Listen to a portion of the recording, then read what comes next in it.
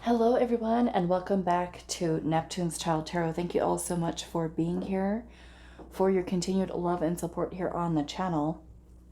So, yesterday, I tried to record a pick a card for you guys, and I went entirely through the reading, recorded all three groups, went downstairs to go upload the reading, and I discovered that two of the groups that I had recorded, only the audio recorded. There was no movement on the camera or anything like that. So you could like hear me shuffling, but the picture was completely still. So I was upset, of course, because I spent so long recording that reading yesterday. And I thought, okay, maybe I'll just re-record those two groups. But I was just like, no, let's just start fresh. Let's record all over again. And I came up with a different topic for today. So the pick a card that we're going to be doing today is, what is your soul's calling? Okay, what is your soul's calling? Now, we do have three crystals out here for you guys to choose from.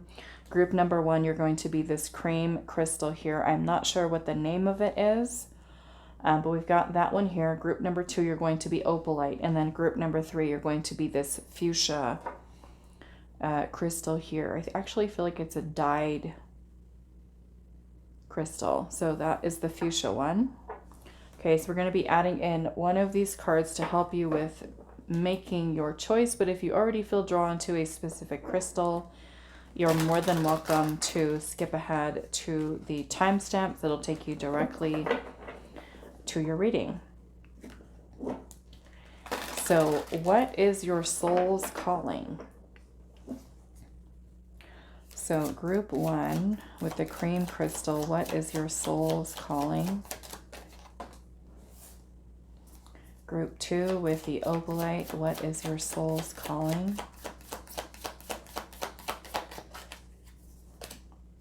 Group three with the fuchsia crystal, what is your soul's calling? Okay, so let's take a look. So group one, we have the how do you even say that? Masquerari. It says hiding your true self and projection. And that is with the cream crystal.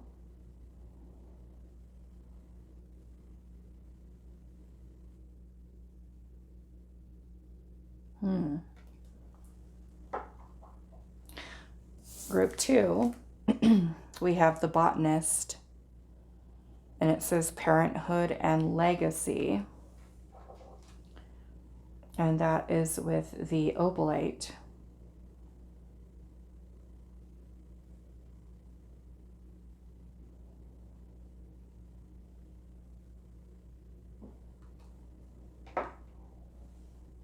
Group three, we have the chiromancer, and it says delivering news and collaboration.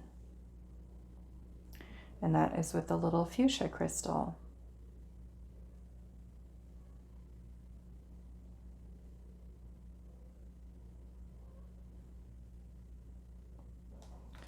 Okay, so those are the options for today.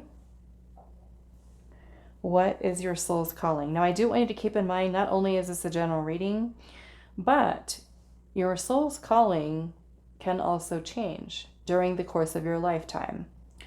There could be certain things that your soul feels guided towards, drawn towards, maybe very early in your life, and then where that calling could certainly shift over time. Okay, so all of you are going to be on some very different timelines, so just keep that in mind.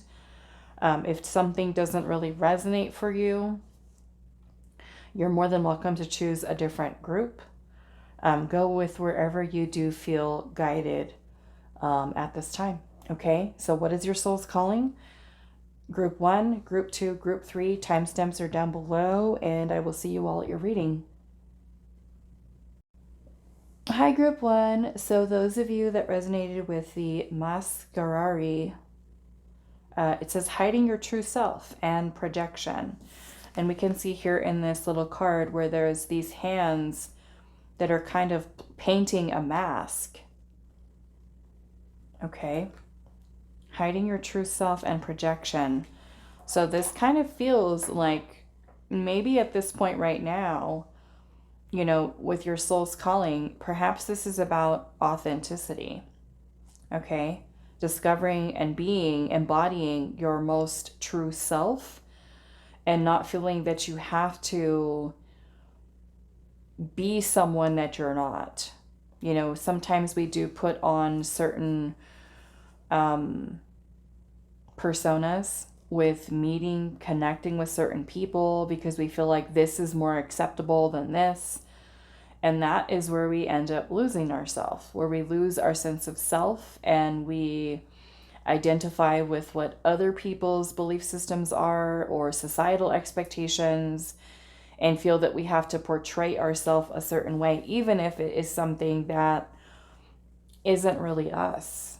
Okay. Sometimes hanging around certain people in certain environments could make us feel like we have to assimilate to a certain way of being or a certain way of thinking. And that may not even feel, you know, like something that's completely in alignment for us. So it can create further disconnection, I feel like, from your most authentic self.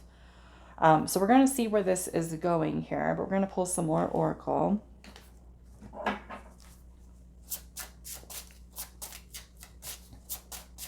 So what is your soul's calling?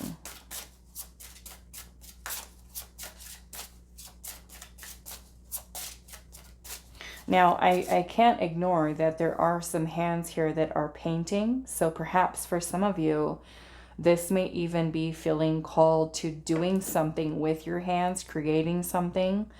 And it could be something having to do with art or some form of expression there.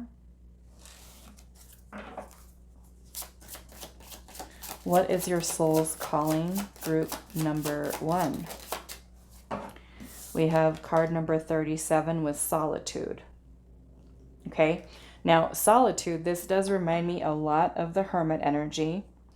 And with the hermit in the tarot is all about the journey inwards. It's about self-discovery and reflection, healing, wisdom. And sometimes we do need to spend some time alone. We need to withdraw, you know, from others, have some quiet time, and really discover who we are, right? And we don't often do that. Sometimes we're so busy with our 3D life, with going to work and spending time with family and friends and going to school or, you know, other things that are kind of going on, that we don't ever just have that time to just reflect and think about and discover what our passions are. So in a way, your soul is calling for solitude. And the reason why is probably because your soul is trying to tell you something, is trying to show you something. And if we're busy, right, with being around a lot of people, sometimes we're focused on things outside of ourselves. Okay, so this is where this is important. So let's keep going here. What is your soul's calling?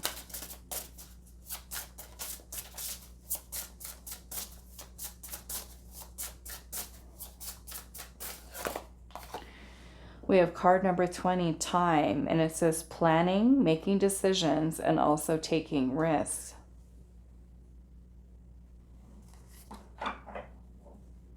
So perhaps this is, you know, taking time to reflect, to feel into where you're being called. What is your soul's calling here? Group number 1. Look at that. The self. The self. Let's pull one more. We have the offering here. The self and the offering. And I am seeing the village here at the bottom. Okay. And so to me, this village, you know, does talk a lot about getting out. And maybe for some of you, this is stepping outside of your comfort zone. So we're going to keep going here.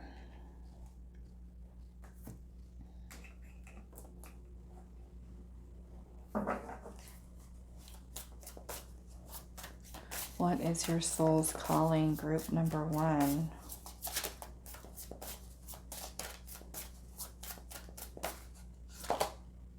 We have Lunar Initiation, card number 10.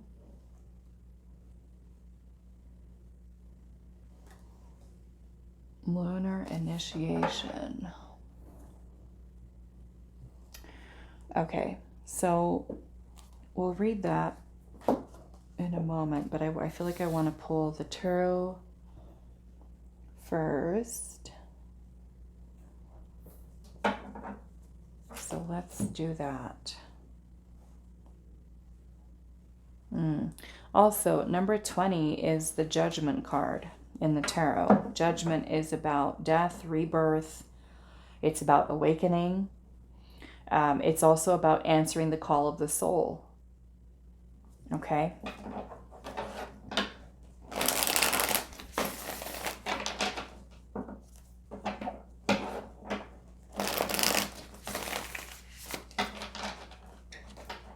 So what is your soul's calling, group number 1? We've got the 9 of Cups.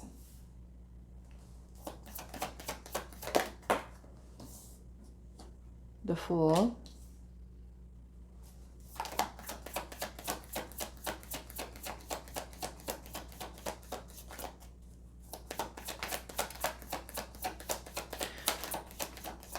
Okay. 5 of Swords in reverse.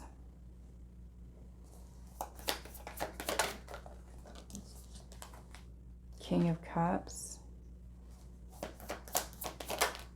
9 of Pentacles,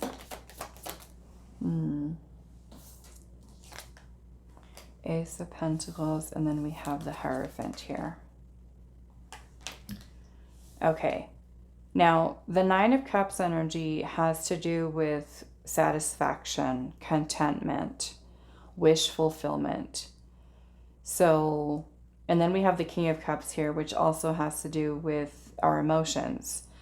So it kind of looks like your soul is calling you towards something. And of course, it's going to be different for all of you. But something that provides more emotional fulfillment for you. Okay? And I also feel like it's something that allows you more freedom. The 9 of Pentacles is here, which is about independence. It's also about wealth and being self-made. So some of you, this might look like you creating your own business. The King of Cups being present could be that some of you are feeling called to a spiritual path. The King of Cups not only has to do with our feelings, our emotions, but also our intuition. Okay. This could be any type of conventional type of jobs. If that's what you feel guided to do, that have to do with healthcare. Or maybe some more non-conventional or non-traditional types of roles would be something that has to do with spirituality. I say that also because we have the Hierophant here. The Hierophant is a teacher. The Hierophant could be a person who shares a lot of wisdom and knowledge. The Hierophant also symbolizes higher education,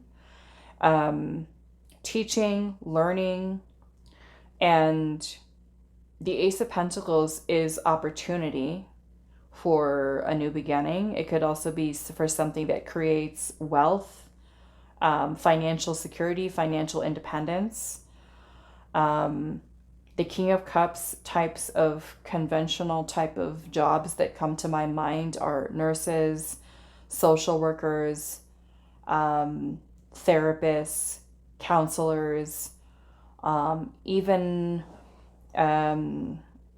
working with animals, okay? Anything where you are helping people, because the King of Cups is a representation of empathy, of compassion, of being sensitive and kind and caring, but also the ability to remain calm, okay? So if you're dealing with the types of roles with what you choose to do, that you were able, maybe even for some of you, to handle some really high stress type of situations. You know, the King of Cups is a great listener, a good emotional support. And if you have people, right, that are coming to you for advice or for guidance, and they're telling you something, maybe something intense or quite challenging, this is your ability to kind of remain calm and to be able to be a good listener and a support for someone who might be dealing with something. So that, you know, to me, I always think of like a person who works in the ER, you know, a person who's able to remain calm under high stress type of situations or job roles that could be quite intense. Now, some of you, like I said, might be feel called to spiritual work, in which you are a healer. You work as a shaman. You work as some type of shamanic practices, or you take up some type of healing modalities. And again, this kind of feels like we're helping others, is what this feels like. Okay. The Fool energy here is about taking a leap of faith. It's about exploring and opening yourself up to unlimited potential that you have within yourself, and also unlimited possibilities. Now, the Five of Swords being in reverse has to do with us overcoming self-sabotaging thoughts. Okay, you might also be someone who is very good at conflict resolution. Okay, helping others to guide them through some type of conflict resolution. Now, maybe that means that you would be a good person who works with families, or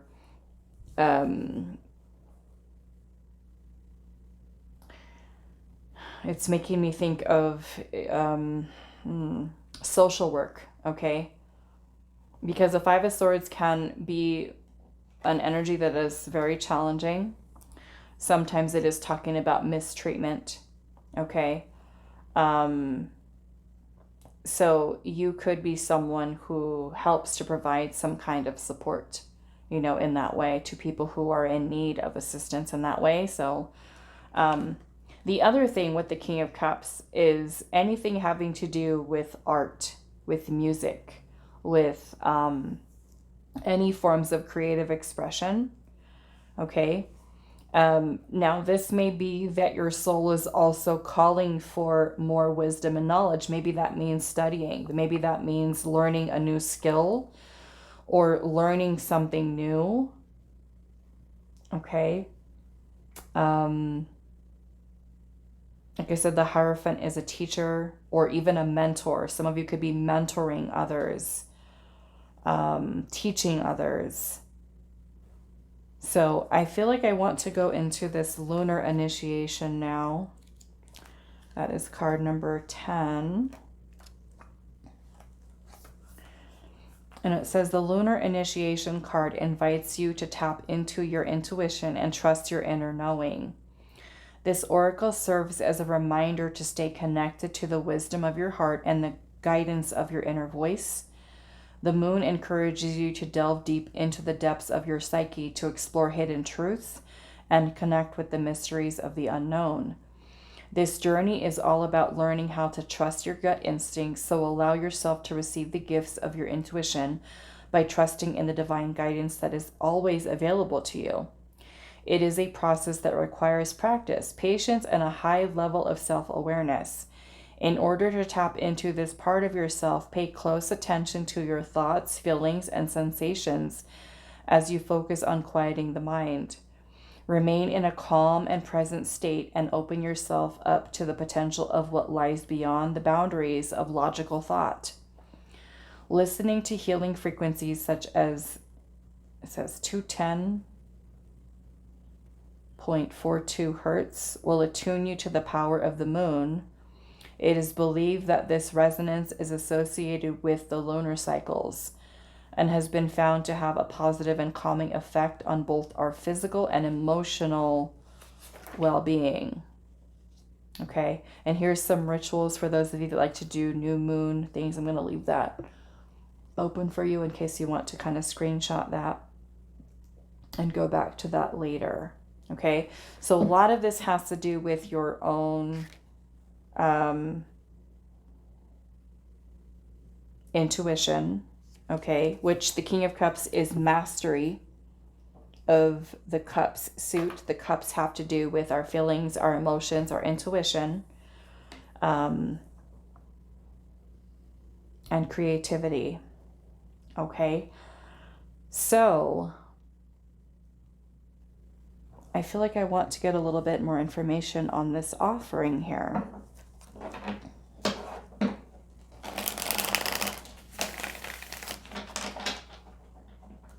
Some of you are being called to teach, okay, because some of you are already in that role of mastery and have a lot of knowledge to share.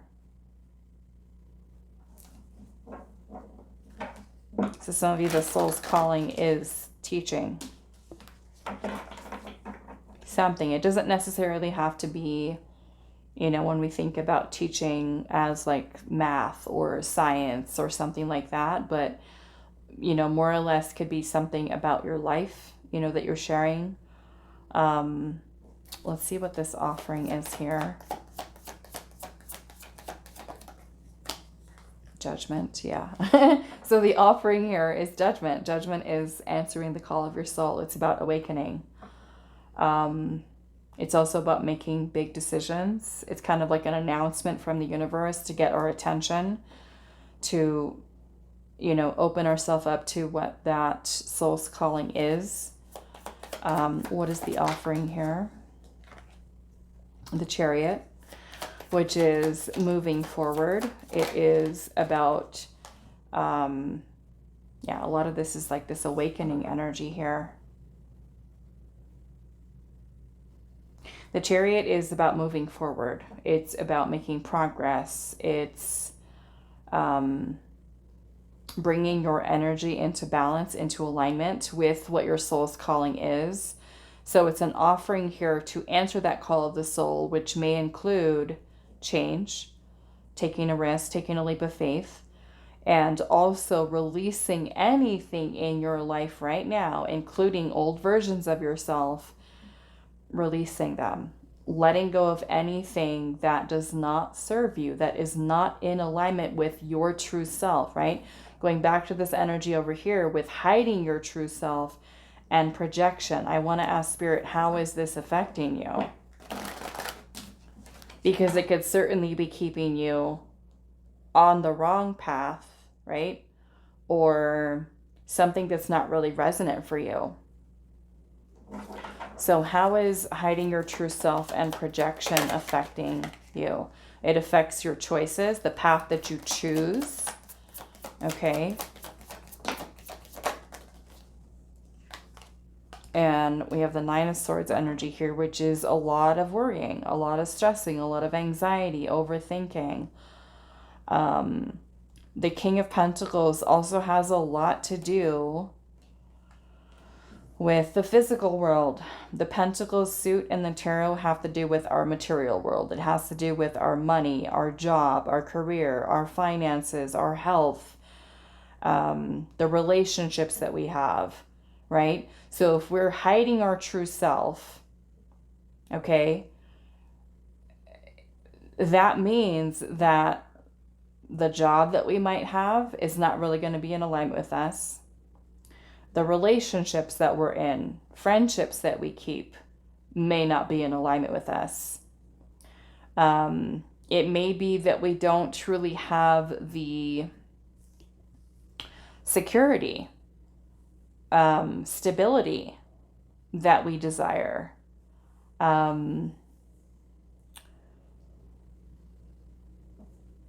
What else here?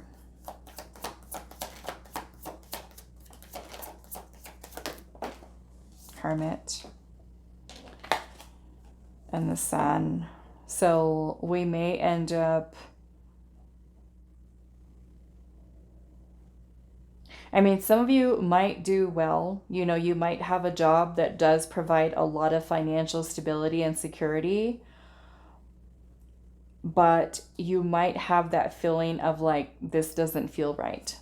Something feels off. The Hermit can also at times make us feel lost, because it's kind of like we're seeking something deeper, because this has to do with the material world, right? So we might have a lot of success in the material world and think that that is going to make us happy, but the physical 3D world and its materialism and possessions are not truly feeding the soul. They're more or less the ego's desire for security and stability and money and possessions, when your soul might be feeling the deficit.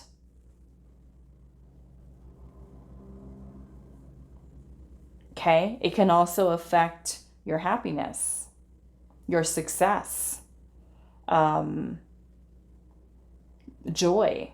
You know, I've done so many readings for people over the years of people that have amazing jobs that they do, careers that they have, but they're not happy.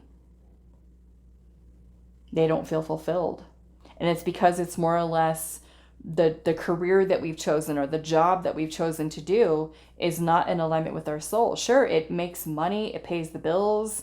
We might be able to buy a house and a nice car and, you know, go to fancy vacations and have nice dinners and have plenty of money in the bank account, but are you happy? Okay? So I feel like that's kind of where if we live more so from the soul, that we're going to feel more fulfilled. Okay? Because it's something that we feel connected within the self. Sure, on the surface, right? We can have financial security and have a great job, but what about on the inside? On the exterior, right? To other people, they're like, oh, wow, group one is doing so well. They've got a nice house, a nice car, and, you know, they just bought all this brand new furniture. But what's going on the inside? Okay?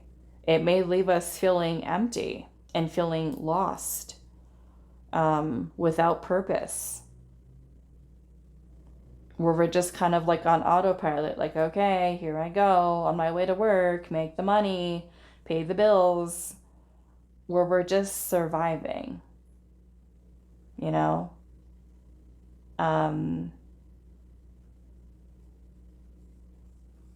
So I feel like, you know, it's not to say that living from the ego and enjoying things in the 3D is wrong, but we want to be able to find the balance, right? We want to be able to do things in our life that do make us feel happy, that make us feel fulfilled, you know? It's things that are truly meaningful for us, where you love what you do, you're good at it. Okay? And you allow yourself to explore. We're not meant to just be stagnant. We're meant to journey. We're meant to explore. We're meant to try new things, experience new things, get ourselves out of the comfort zone. Okay? So I feel like that is what your soul is asking you for at this time. Okay? All right, so I'm going to leave this here for you, group number 1. I do hope this reading was helpful for you all, and I will see you in the next one. Hi, group 2. So those of you that resonate with the Opalite and the Botanist card, this is going to be your reading today. So we're asking Spirit, what is your soul's calling? Okay, we are going to be pulling some more cards here, but your Botanist card says parenthood and legacy. And here within this card, we see that these two hands kind of have this flower.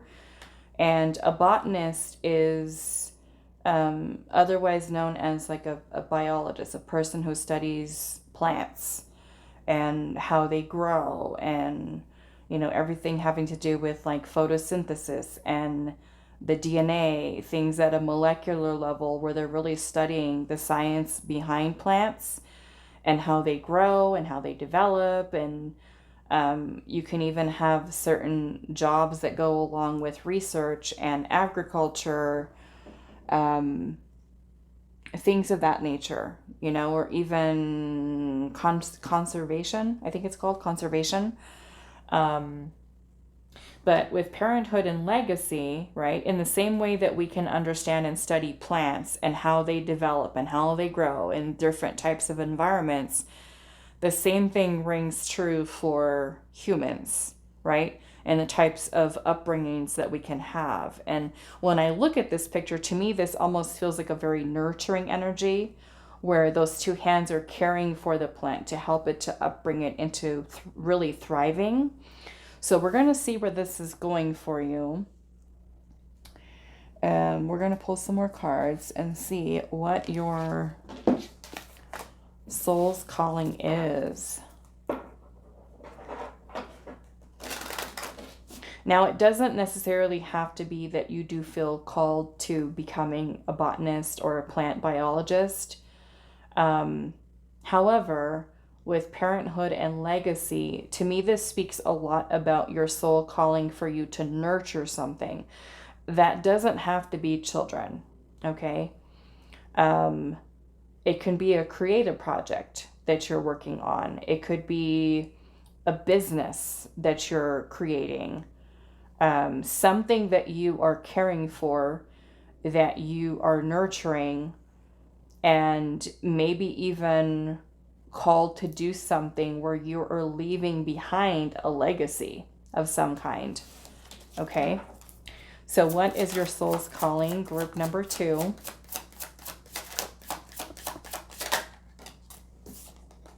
We have card number 44, freedom.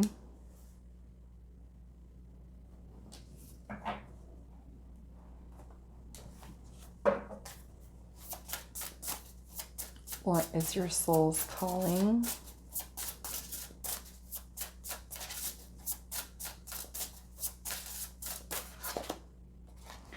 We have card number 31, conjurer, and it says higher self, fertility, and creativity. Okay.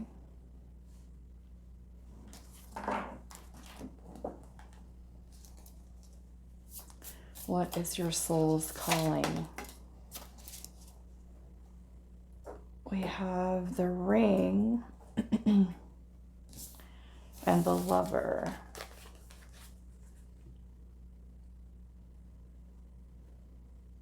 Okay. Let's see. Group 2, what is your soul's calling?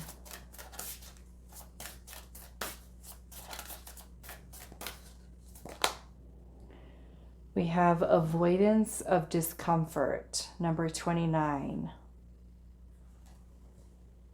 Avoidance of discomfort. Now we will look at that message a little bit later, but I'm going to pull the tarot first.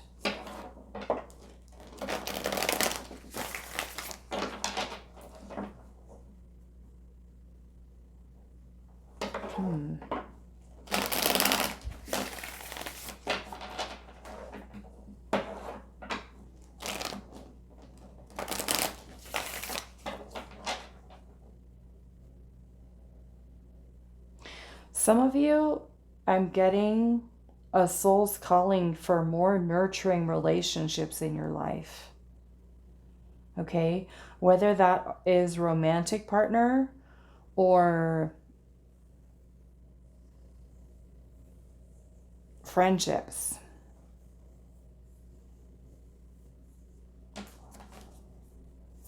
What is your soul's calling?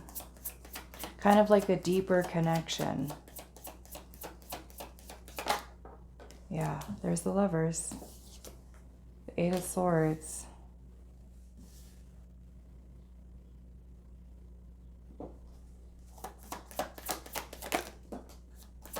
Three of Wands, Two of Cups. Look at that.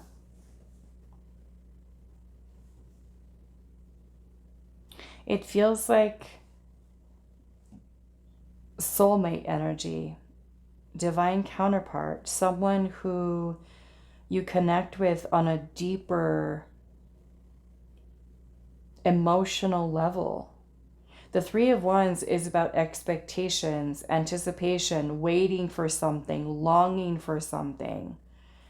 And with the Two of Cups being present, this is connections that we have with other people that where we are connected at the level of the heart, right? Something deep, not superficial. We want a deeper connection here. What is your soul's calling?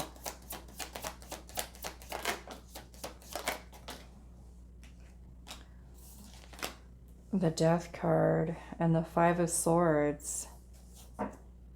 Four of Wands at the bottom. This is stability. For some of you, this is commitment. A stable relationship. One that is balanced, one that is harmonious.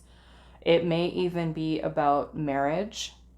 A deeper level of commitment with someone that you want. I mean, we do have the Ring and the Lover here.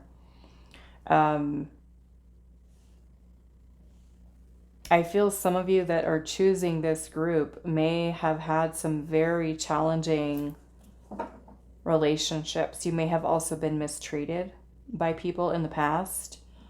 And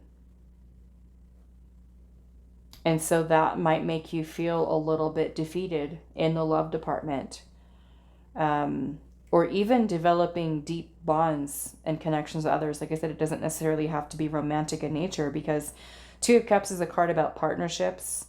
The Lover is, yes, it can be about union and commitment, but it's also about the people that are close to us, meaning our family members, our friends, romantic partners. And the sixes, they're about harmony.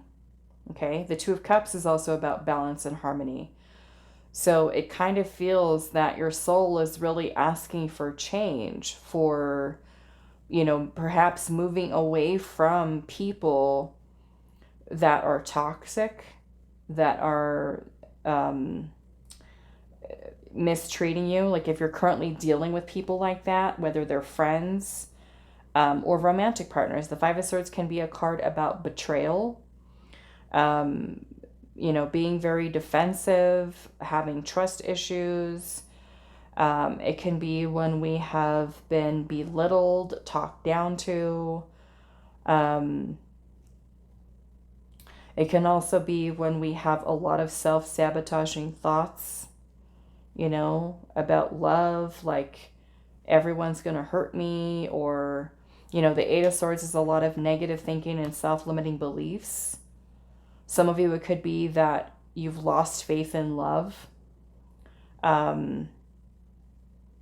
You've lost faith in people, in relationships. So now again, when I'm looking at this energy here, and we're going back to the little flower there that's being cradled in between the hands, it's being nurtured. It's being cared for by someone, you know? This freedom could be freedom from toxicity, freedom from, you know, people who take advantage, people who mistreat. So let's actually look at the avoidance of discomfort here and see what that is about. That is card number 29. Love.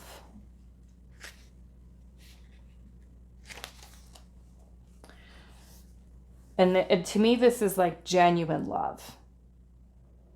True love is what the soul is calling for. And of course, that first and foremost starts within yourself, right? Learning to love the self, learning to find balance within the self. You know, we've all been hurt by people, and we've also hurt people.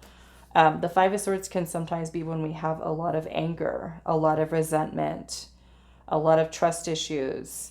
You know, the Death card is about change and transformation. So it could even be that your soul is craving for freedom, right? Away from limiting beliefs surrounding love, surrounding your ability to find love, your ability to find a deep connection. We might feel like, oh, there's no one out there. I'm going to be single forever. Or even if you're in a relationship, you know, and you feel like you don't have that deep connection with your partner, and your soul is like, we desire this, we want this, we want a deeper connection. Now, you can certainly tell your partner, hey, I would like to work on connecting more deeply with you, but people can only connect as deeply with you as deep as they've connected with themselves, you know? So sometimes we can have certain expectations from someone, and they may not have the capacity to love us in that way. And so that might ask us to reassess our partnerships, right? Reassess relationships that we have. So let's look at the avoidance here. Where is that? 29.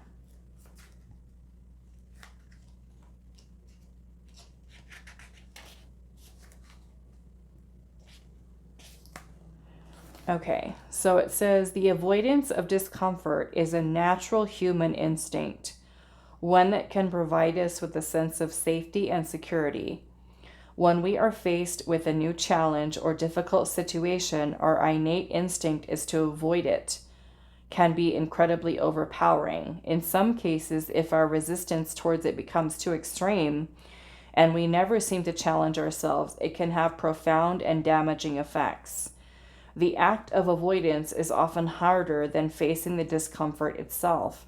Remaining in our comfort zone offers us a sense of familiarity and security where we feel we have less anxiety or stress. The problem with this mindset is that it can often limit our growth, both personally and professionally. Without facing new challenges, we can become stagnant and unable to progress. Life then becomes much harder to adapt to change or develop new skills, leading to feelings of dissatisfaction and frustration. When you receive this card in a reading, you are invited to challenge yourself by taking action on the things which you may have been avoiding. Whether that's making a difficult decision, being consistent with your fitness or nutrition, speaking up for yourself, working through a fear that is holding you back, or even asking for help and support.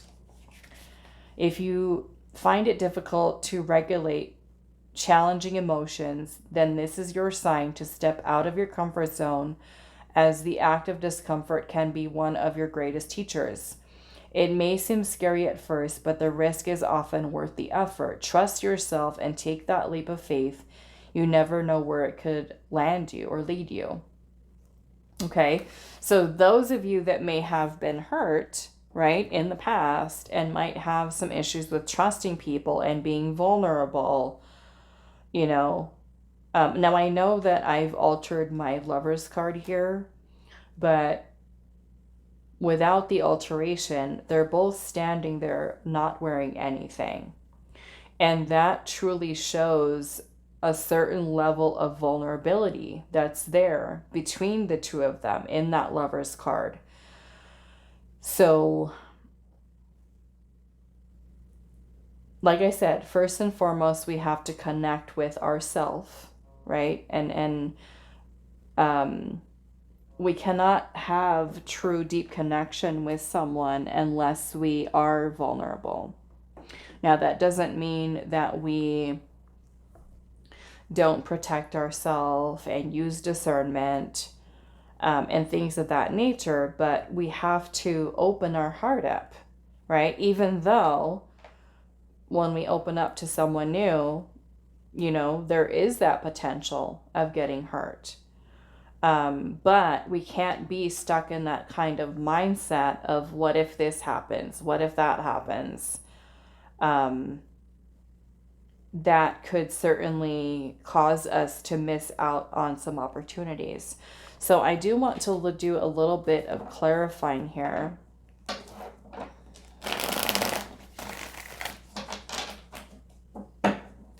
So tell me more about this Five of Swords energy, Spirit.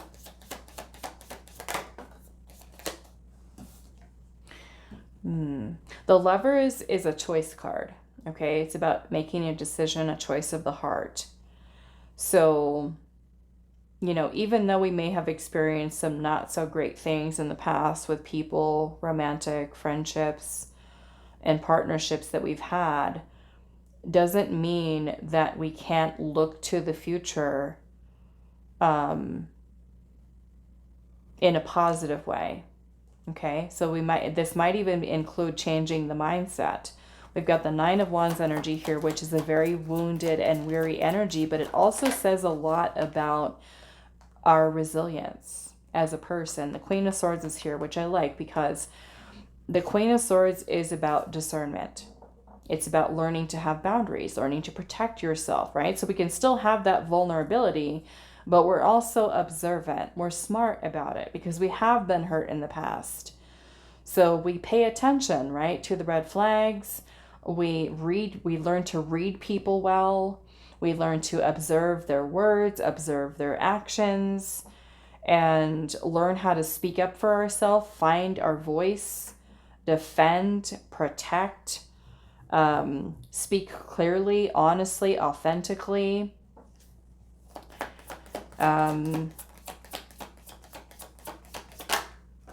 There's the Queen of Wands. So, you know, this could be you feeling more confident in yourself, building up, because there's could be certain things, right, that break us down, that really hurt us. I'm seeing the Ten of Swords here, which for some of you, it could be dealing with betrayal in your past, with friends, family members, romantic partners, and going through a lot of pain and heartbreak here. And going through those things can certainly chip away at our self-esteem, at our self-worth, make us feel confused. You know, the Queen of Swords is the embodiment of clarity and about being able to also use logic with things. The Queen of Wands has to do with feeling beautiful, feeling attractive, feeling desirable, being confident in ourselves. Okay? So some of you, it could be, you know, that your soul is desiring deeper connection with others, but there are some blockages here. Okay? There's blockages. So we want to, in order for us to connect and have and align our energy with this type of love that we desire, we do have to work on healing. We do have to work on changing the mindset. Okay? Why is the Eight of Swords here? Yeah. The High Priestess is here. Okay, so that's kind of directing our attention inwards. What do we need to look at? The Three of Swords. That is pain. That's heartbreak. That's suffering. That's a need for healing. The Seven of Swords. Now, the Seven of Swords, for some of you, it could be trust issues, insecurities, avoidance, running. We might say, oh, I want love, but then we run from it, right? Because we've been hurt before. We're too afraid to open up our heart again, right? So we want to work on healing these wounds, these insecurities, these self-limiting beliefs, the not trusting people.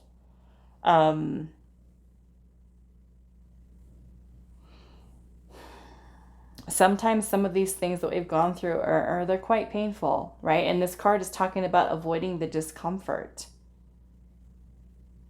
You know, we might start to feel something for someone and then that scares us. We're like, no, remember what happened the last time, right? Says your ego as the warning. You got hurt the last time. Run away. Let's run away. This is not safe. We can't trust this, right? And it could certainly be coming from an insecurity. So your High Priestess is your intuition. Now your intuition will tell you, oftentimes in the first 3 seconds, your gut instincts, which is a little different than your intuition, but your gut instincts are going to tell you what you need to know about that person. And oftentimes we miss that. Okay, so this is where you getting more tuned in to yourself and the subtlety and energies that we feel and the messages that we're receiving from our intuition that tells us if this is a good choice for us with this person or if it's not so much of a good choice, if there's something that we need to watch out for. Okay? So this is where you learning how to be more attuned to your intuition, your feelings, your emotions, which is going to serve you well in your life, not just with your love life, but other areas of your life when you're making important life decisions. Because your intuition knows all, right? All the answers are within you. Your soul tells you. Your higher self tells you, this is safe, this is not safe. Move ahead, don't move ahead. Run away, avoid. But if we're kind of stuck in negative thinking, self-limiting beliefs, obsessively worrying about getting hurt, getting cheated on, getting lied to, getting manipulated, and we're kind of stuck in that mindset, we're not drawing love in, we're actually blocking it. Okay? So the soul's calling is for love, is for deeper connection. So you have to get more deeply connected with yourself first, right? We need to figure this out. We need to heal this. We need to be more self-aware of where our own blockages are creating resistance in your energy to the love that your soul desires. Because it's almost like this, a lot of this has to do with the ego, right? The ego's thoughts that are keeping us trapped in fear. And so we have to kind of have an understanding that there's something that we have to look at within ourselves that needs our attention, that has affected us mentally and emotionally. And for some of you, the way that you feel about yourself. No longer feeling attractive, no longer feeling desirable. You know, certain situations that have taken our confidence away. Okay? The Queen of Wands energy is empowered. It's confident. So this may be that we are attracting from a better energy. We are attracting love versus repelling it. Okay? So I want to see what is this freedom from? The Five of Pentacles, which is scarcity mindset, low self-esteem, low self-worth, the illusion of love being missing from you, because for some of you, maybe there's no one physically present in your life. The Five of Pentacles is about lack. That could be an unworthiness to love, right? The soul desires love, but we have a limiting belief about unworthiness, which means we're not allowing ourselves to receive. You know, some of you might be really good at giving love to other people, but you don't let yourself receive.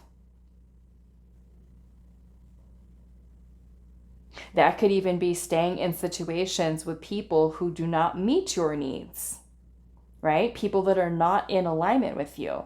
People who have issues receiving love themselves. So if they have issues receiving the love that you're trying to give to them, how can they very well reciprocate the love that you need? Now, the Five of Pentacles is low self-esteem, low self-worth. It could also be fears of abandonment, fears of rejection. It's basically implying that love is absent from us. That if we do not have someone physically present, that it is missing, that we are lacking it, which is not true.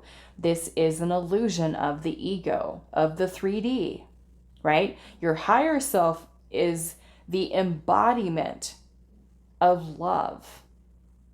You are love. You are not missing anything. You are not lacking anything. So when you can embody the energy of love and recognize that you are worthy of the love that you desire, you will attract love. We can certainly attract romantic partners and even friends from this energy. But guess what? They're going to reflect back to us this energy of lack.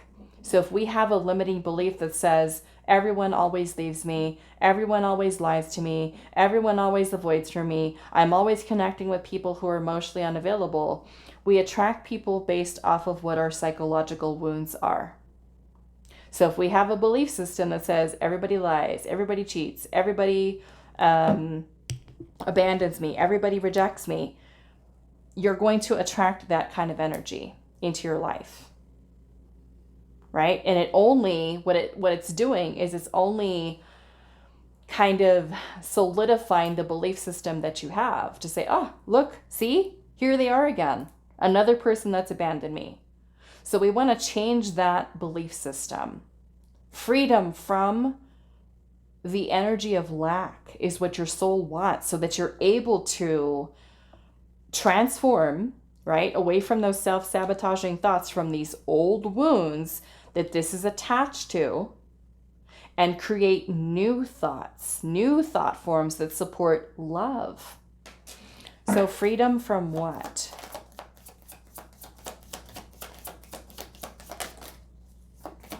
The Strength card. This feels like your fears, or even having to force love. Ace of Pentacles in reverse. Missed opportunities.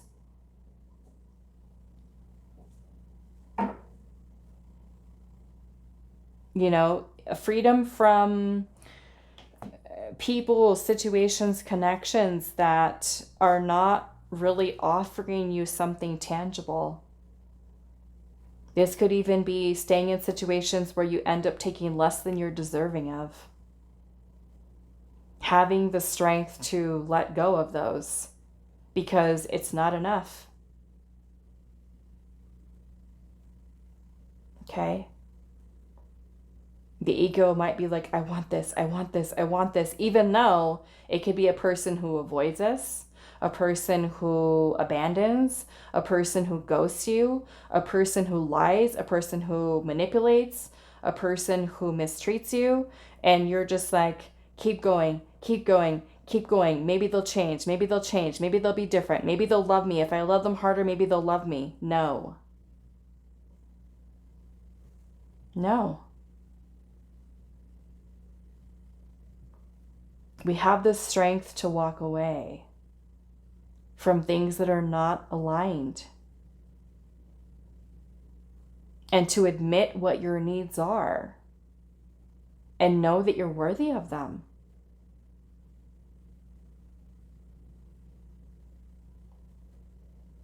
Okay? All right, so I'm going to leave this here for you, group number 2. I do hope this reading was helpful for you all, and I will see you in the next one. Hi, group 3. So those of you that resonated with the Chiromancer card and the Fuschia crystal, this is going to be a reading. So your card says delivering news and collaboration. And a Chiromancer, for those of you that are not familiar, is basically a palm reader, a person who predicts, you know, futures by looking at someone's palm. I don't know how to do that. But it feels like so far this could be maybe for some of you connections to astrology or to some type of spiritual path. We'll see what comes through. Let's pull your oracle first and see what is your soul's calling.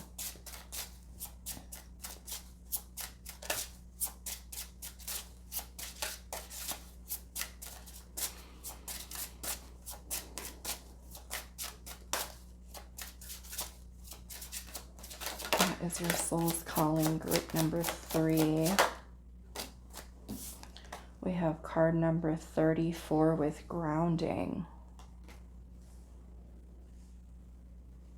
Now, grounding is important, especially if you are going to be doing spiritual work, because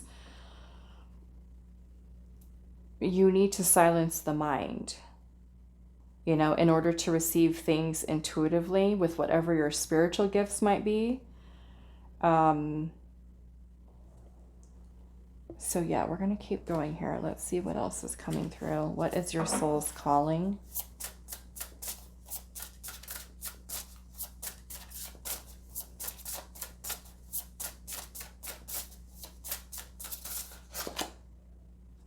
We have shelter. It's a spiritual growth, accountability, and healing.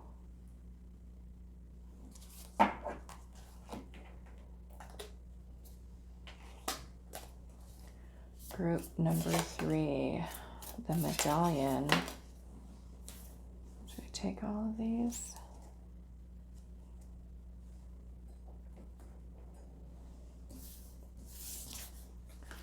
We've got the crone, okay, and we have the seed and the tear.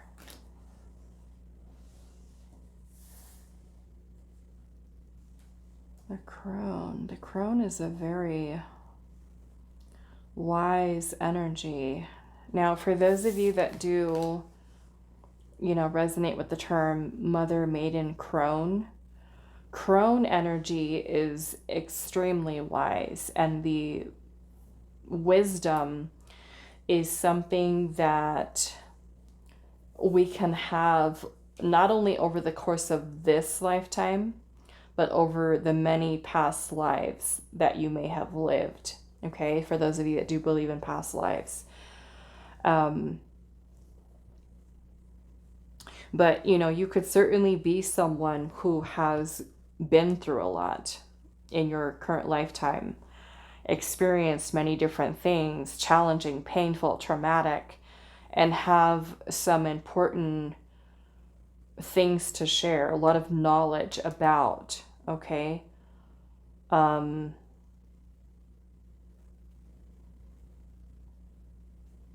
I'm getting a very different energy from your group, okay? Because we have spiritual growth here, accountability, healing. We have the tear here and the seed. So this is almost kind of making me feel here that you are a soul whose soul's calling is a spiritual path in which you could be someone who is using your spiritual gifts in this lifetime. Someone who is kind of like a wise sage, a person who helps with healing, with, you know, this can kind of come in many different forms. We have shelter here, so that almost makes me feel like you are helping people, guiding people. So let's grab one of these.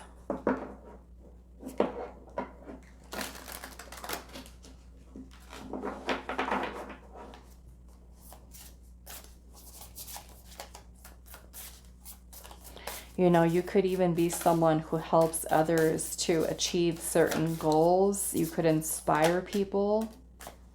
Yeah, we've got Kundalini initiation here.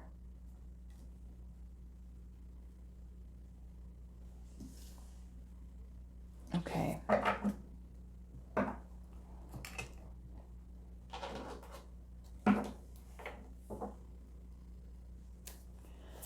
Group number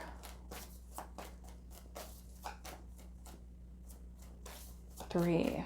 What is your soul's calling? The sun.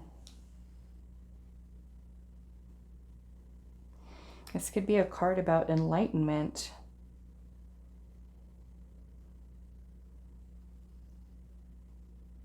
This, like I said, this group feels very different than the other ones.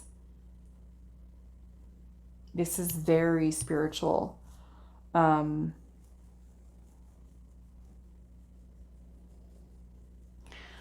Let's see here. What else? What is your soul's calling?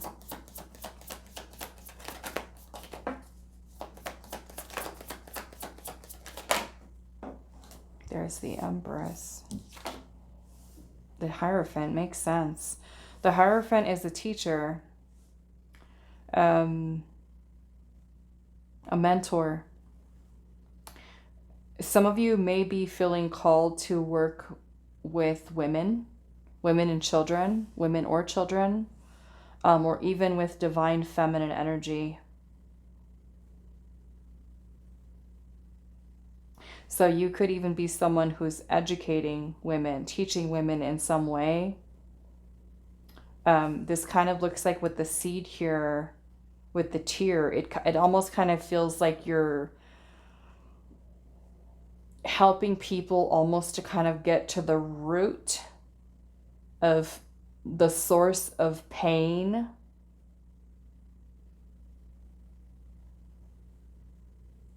To help people to heal. Now, of course, you first and foremost want to do that for yourself, you know. What is your soul's calling? Group number 3.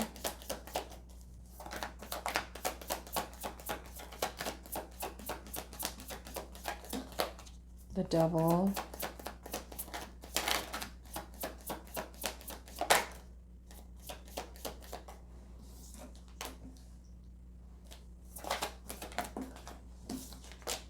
And the Nine of Wands. Yep. So this could be an attachment.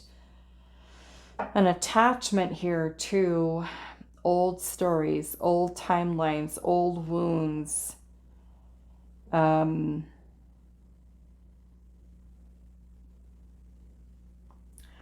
Devil has a lot to do with our shadow self, with our ego, the unhealthy aspects of the ego.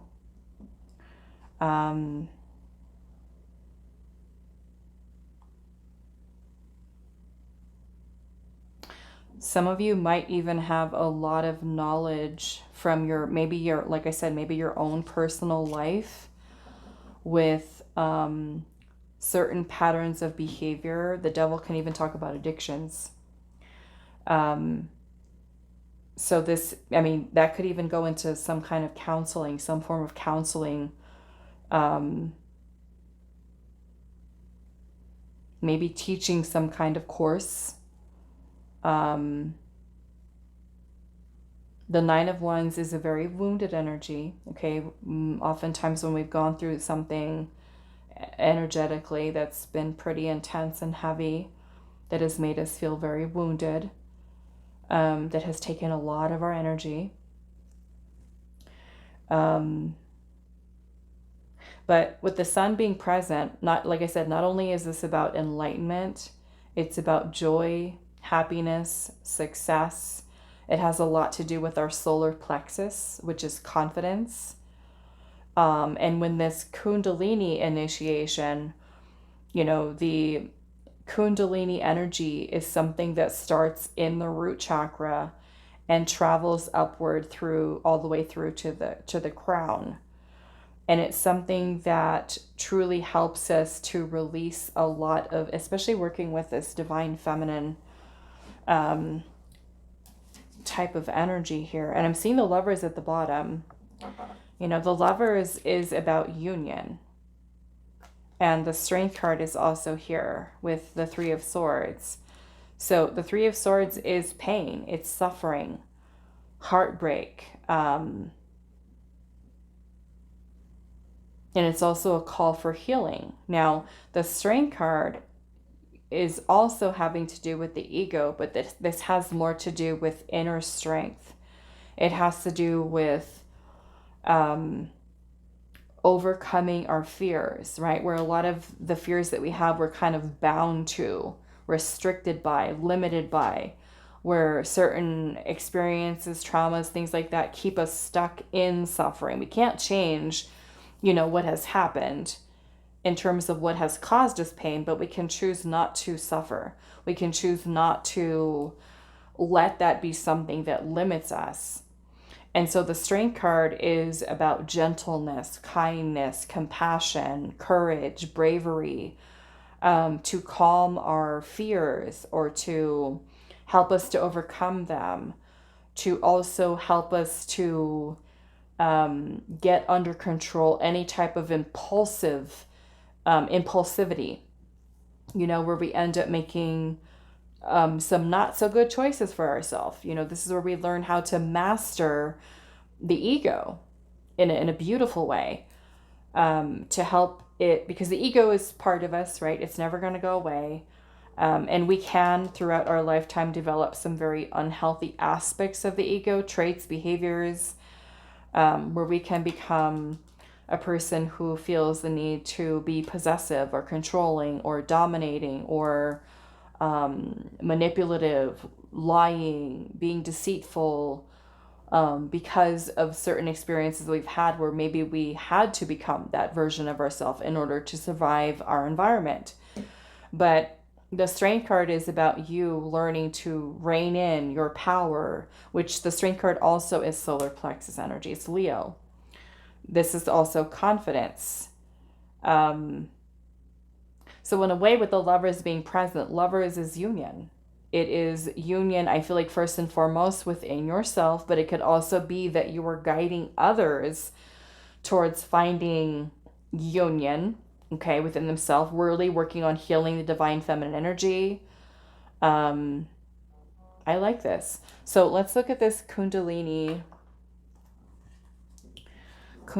initiation, number 3. Okay. So it says, your Kundalini life force energy is being initiated now, whether you have experienced a Kundalini awakening before or you have not yet accessed this part of yourself. This oracle is here to bring you the powerful, creative, healing energies of this inner transformation. Kundalini is a spiritual energy that lies dormant at the base of the spine, which is the root chakra. It is the primal energy of the universe and is often referred to as serpent power.